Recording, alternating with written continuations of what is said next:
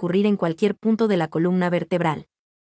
En la mayoría de los casos, la fractura consolidará en circunstancias apropiadas. En el momento de la lesión, no es la misma fractura, sino la lesión asociada del contenido del conducto vertebral y de los tejidos circundantes, la que determina la gravedad de la situación del paciente.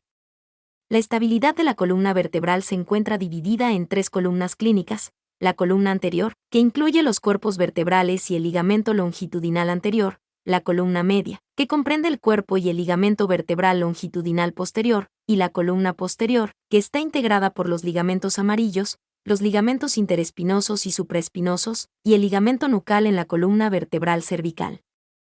La destrucción de una de estas columnas clínicas suele ser una lesión estable, que requiere poco más que reposo y la analgesia adecuada. La interrupción de 2 columnas tiene una elevada probabilidad de resultar inestable, y requiere fijación e inmovilización. Una lesión espinal de 3 columnas suele dar lugar a una afectación neurológica significativa, y precisa fijación para evitar una mayor extensión del déficit neurológico, y para recuperar la estabilidad de la columna vertebral. En la unión cérvico-craneal, una compleja serie de ligamentos mantienen la estabilidad. Si el evento traumático altera la estabilidad craneocervical, las probabilidades de una lesión relevante de la médula espinal son extremadamente elevadas. Las consecuencias son tetraplegia, con posible afectación de la función respiratoria por la parálisis del nervio frénico, el cual se forma a partir de los nervios espinales C3 a C5, e hipotensión grave, baja presión sanguínea, que puede deberse a la interrupción central de la parte simpática de la división autónoma del sistema nervioso. Una lesión de la columna vertebral cervical media e inferior puede producir numerosos problemas neurológicos complejos que afectan a los miembros superiores e inferiores, aunque por debajo del nivel de C5 es raro que se vea comprometida la función respiratoria. Las lesiones de la columna vertebral lumbar son raras. Cuando se producen, suelen implicar una fuerza significativa. Por ello hay que evaluar los órganos abdominales y el resto del esqueleto axial, en busca de otras fracturas y de roturas viscerales. Las lesiones vertebrales también pueden afectar a las partes blandas y las estructuras de soporte intervertebral. Ejemplos típicos de ello son las luxaciones uni- o bifacetarias de las vértebras cervicales, que tienen lugar en lesiones por hiperflexión. Fracturas de la pars interarticularis. La pars interarticularis es un término clínico que describe la región específica de la vértebra situada entre las facetas articulares superior e inferior, siga-apofisaria. Esta región es susceptible a traumatismos, especialmente en atletas.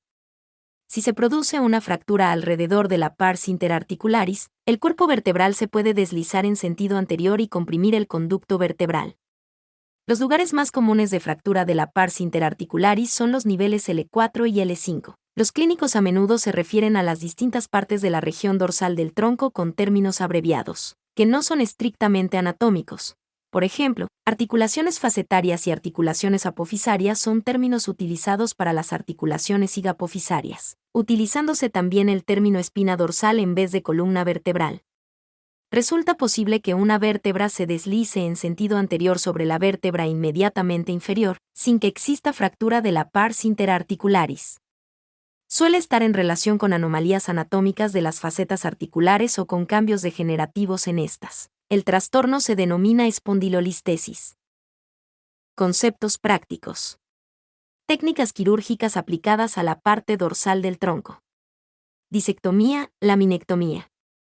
Un disco intervertebral prolapsado puede afectar al saco meningeo o teca, a la médula, y sobre todo, a las raíces nerviosas, generando síntomas asignables a ese nivel.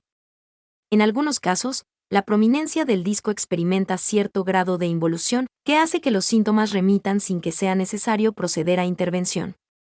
Sin embargo, muchas veces el dolor, la pérdida de funcionalidad y la imposibilidad de que el proceso remita, obligan a recurrir a la cirugía para eliminar la prominencia. Es de vital importancia identificar el nivel de la prominencia del disco antes de proceder a la cirugía. Para evitar una operación a un nivel inadecuado, es en ocasiones necesario ayudarse con resonancia magnética o fluoroscopia sobre la mesa operatoria. La aproximación de línea media, a la derecha o la izquierda de las apófisis espinosas, depende de la localización más prominente del disco.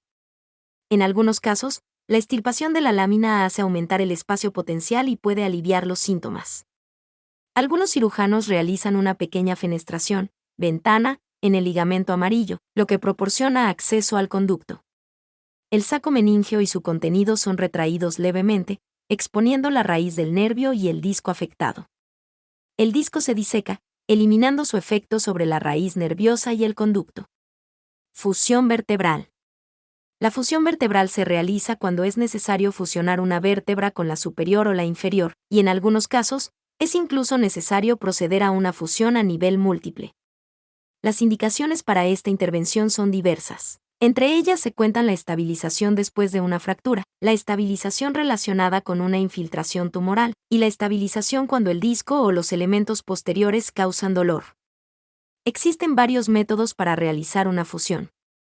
Cabe citar entre ellos un abordaje posterior, con fusión de los elementos posteriores, un abordaje anterior, con extirpación del disco y sustitución de este o fusión anterior, o en algunos casos, fusión de 360 grados en la que los elementos posteriores y los cuerpos vertebrales se fusionan.